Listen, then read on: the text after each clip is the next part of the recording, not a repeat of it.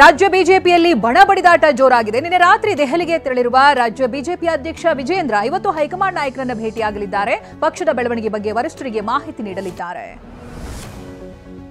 ಬಣಬಡಿದಾಟದ ಮಧ್ಯೆ B Y Vijendra team Chamundi ಬೆಟ್ಟಕ್ಕೆ ಭೇಟಿಯನ್ನು ನೀಡಿದೆ. ರೇಣುಕಾಚಾರ್ಯ, ಬಿಸಿ ಪಾಟೀಲ್, ಕಟ್ಟಾ ಸುಬ್ರಹ್ಮಣ್ಯ ಸೇರಿದಂತೆ ಹಲವರು ಚಾಮುಂಡೇಶ್ವರಿ ದರ್ಶನವನ್ನು ಪಡೆದಿದ್ದಾರೆ. ಪೂಜೆ ಬಳಿಕ ಎಲ್ಲರೂ ಫೋಟೋಗೆ ಪೋಸ್ ಕೊಟ್ಟು ಶಕ್ತಿ ಪ್ರದರ್ಶನ ಮಾಡಿದ್ದಾರೆ.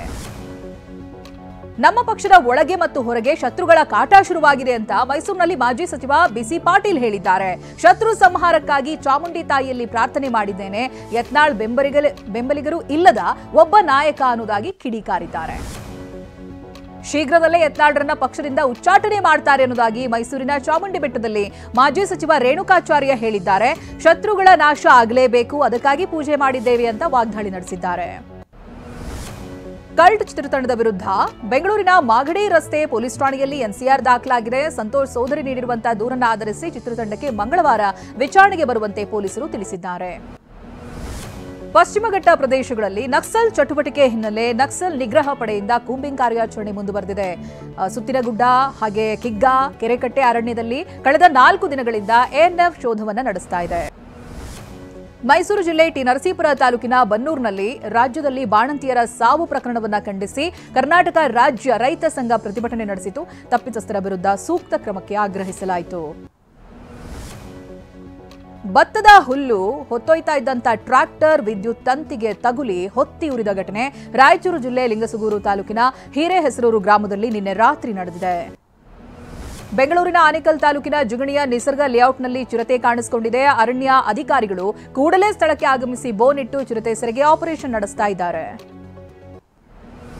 ಮೈಕ್ರೋ ಫಿನಾನ್ಸ್ ಕಿರುಕುಳಕ್ಕೆ ಹುಬ್ಬಳ್ಳಿ ತಾಲೂಕಿನ ಬ್ಯಾಹಟ್ಟಿ ಗ್ರಾಮದಲ್ಲಿ ಮುಕ್ತುಮ್ ಸಾಬ್ ಜಮಾದಾರ್ ಕುಟುಂಬ ಬೀದಿಗೆ ಬಿದ್ದಿದೆ. ಎಕ್ವಾಟಿಸ್ ಸ್ಮಾಲ್ ಫಿನಾನ್ಸ್ ಸಿಬ್ಬಂದಿ ಮನೆ ಸೀಸ್ ಮಾಡಿದ್ರಿಂದ ಗರ್ಭಿಣಿ ರಾತ್ರಿ ಪೂರ್ತಿ ಹೊರಗೆ ಕಾಲ ಕಳೆದಿದ್ದಾರೆ.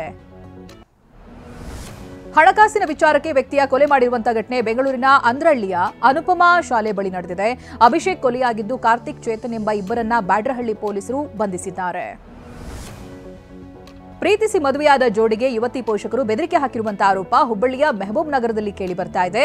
ಸೈಯದ್ ಅನ್ವರ್ ಹಾಗೆ ರಹೀಮಾ ಮದುವೆಯಾಗಿದ್ದು ಯುವಕನ ಬಣ್ಣ ನೋಡಿ ಯುವತಿ ಪೋಷಕರು ವಿರೋಧ ವ್ಯಕ್ತಪಡಿಸಿದ್ದಾರೆ ಅಂತ ಹೇಳಲಾಗ್ತಾ ಇದೆ. ಬಂಗಾಳಕೊಲ್ಲಿಯಲ್ಲಿ ವಾಯುಭಾರ ಕುಸಿತದ ಎಫೆಕ್ಟ್ ಹಿನ್ನೆಲೆ ಇವತ್ತು ಬೆಂಗಳೂರು ಸೇರಿ ಹಲವೆಡೆ ಮಳೆ ಮುನ್ಸೂಚನೆ ಇದೆ.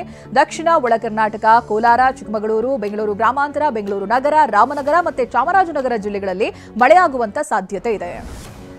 ಶ್ರೀಲಂಕಾದಲ್ಲಿ ಅವಾಂತರ ಸೃಷ್ಟಿಸಿರುವಂತಹ ಫೆಂಗಲ್ ಸೈಕ್ಲೋನ್ ಭಾರತದತ್ತ ಮುನ್ನುಗ್ತಾ ಇದೆ. ತಮಿಳುನಾಡಿನ ಕರಾವಳಿಯಿಂದ 250 ಕಿಲೋಮೀಟರ್ ದೂರದಲ್ಲಿದೆ. ಇವತ್ತು ಸಂಜೆಯಷ್ಟೊತ್ತಿಗೆ ಕರೈಕಾಲ್, ಮಹಾಬಲಿಪುರಂ ಕರಾವಳಿ ಭಾಗಕ್ಕೆ ಫೆಂಗಲ್ ಸೈಕ್ಲೋನ್ ಅಪ್ಪಳಿಸಲಿದೆ. ಚಂಡಮಾರುತದ ಪರಿಣಾಮವಾಗಿ ತಮಿಳುನಾಡಿನಲ್ಲಿ ಮಳೆಯಾಗ್ತಾ ಇದೆ. ಚೆನ್ನೈ, ತಿರುವಳ್ಳೂರು, ಚಂಗಲ್ಪಟ್ಟು, ಕಾಂಜೀಪುರಂ, ವಿಲ್ಲುಪುರಂ, ಕಲ್ಲಕುರುಚಿ, ಕಡಲೂರು ಜಿಲ್ಲೆಗಳಲ್ಲಿ ಮತ್ತೆ ಪುದುಚೇರಿಯಲ್ಲಿ ಹವಾಮಾನ ಇಲಾಖೆ ರೆಡ್ ಅಲರ್ಟ್ ಘೋಷಿಸಿದೆ. ಫೆಂಗಲ್ ಚಂಡಮಾರುತಕ್ಕೂ ಮುನ್ನವೇ ತಮಿಳುನಾಡಿನಲ್ಲಿ ಮಳೆ ಸುರಿಯೋದಕ್ಕೆ ಆರಂಭ ಮಾಡಿದೆ. ತಮಿಳುನಾಡಿನ 7 ಜಿಲ್ಲೆಗಳು ಹಾಗೆ ಪುದುಚೇರಿಯಲ್ಲಿ ಭಾರೀ ಮಳೆಯಾಗುವಂತ ಸಾಧ್ಯತೆ ಇದೆ.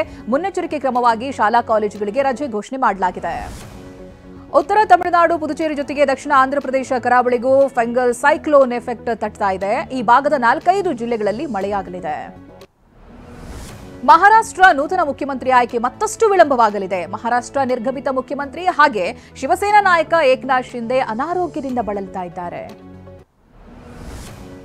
ಅನಾರೋಗ್ಯ ಪೀಡಿತ ಏಕನಾಥ್ ಶಿಂದೆ ಹುಟ್ಟೂರು ಸತಾರಾಗೆ ತೆರಳಿದ್ದಾರೆ. ಹೀಗಾಗಿ ಸಚಿವ ಸ್ಥಾನ ಹಂಚಿಕೆ ವಿಚಾರವಾಗಿ ನಿನ್ನೆ ನಡೆಯಬೇಕಾಗಿದ್ದಂತ ಮಹಾಯುತಿ ನಾಯಕರ ಸಭೆ ಕೂಡ ರದ್ದಾಗಿದೆ.